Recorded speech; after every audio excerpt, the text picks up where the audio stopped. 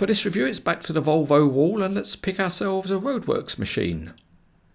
The P6820C is a tracked paver weighing 15 tonnes and its maximum output of laid material is 700 tonnes per hour. The model comes in a standard Volvo branded box, and on the back there's a nice photo of the real machine at work. But as is usually the case, there's no information about the real machine. Inside the box is a pair of interlocking plastic formers which hold the model, and they're factory sealed, so you need to do a little bit of knife work. And then you can separate the two pieces of plastic.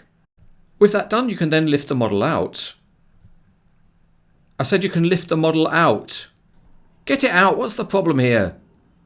Well, would you believe it, the model's actually secured to the plastic with those pesky twist ties.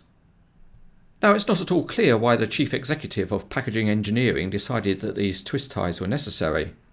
Of course, at Cranes etc. we've become extremely fast at removing these twist ties from the model, and to be honest, you have to be careful not to damage the model or your nerves as you go about it. Once the model is free, there's still a little bit more to remove. These are tucked in underneath the roof of the cab, and once you unpeel them you have yourself a pair of genuine imitation contact lenses.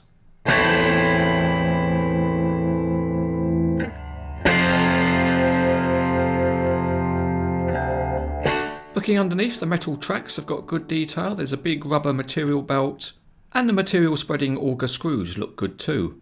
Looking side on, the track frames are small and they're quite simple looking, just like the real machine. The hopper sides are metal, and it's good that you can see the rubber belt in the hopper. The grills on the engine cover are solid, but those on the side of the passenger deck are see-through.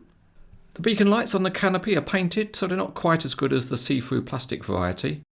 At the back there's a neat looking hose reel, and the control console has got some detailed graphics.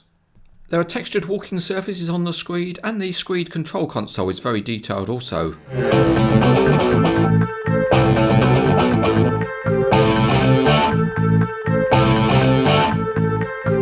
Starting at the front, you can give the rubber belt a nice poke if that's what you like doing. And then if you turn the model over, you can see what a big belt it is.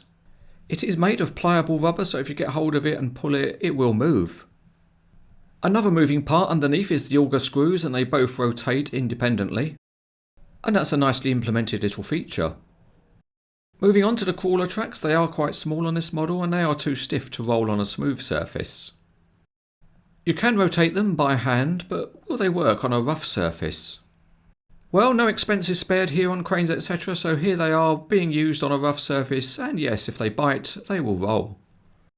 Right at the front of the paver there are a couple of rollers for engaging the wheels of a tipper truck, and they do turn.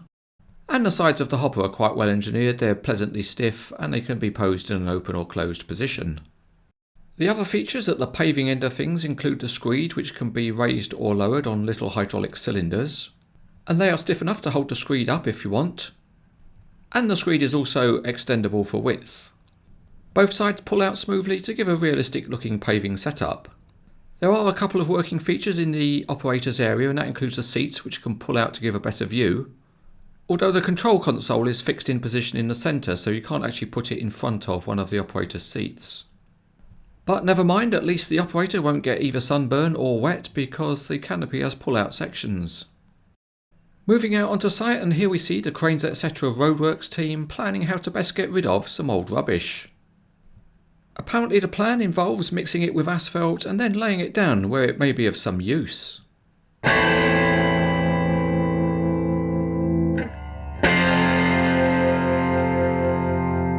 This is quite a reasonable paver model from Motorart. Although the roof canopy can't be lowered, there's a good level of functionality elsewhere, and most of the detailing is pleasing. It is a well-made model, and overall it's recommended.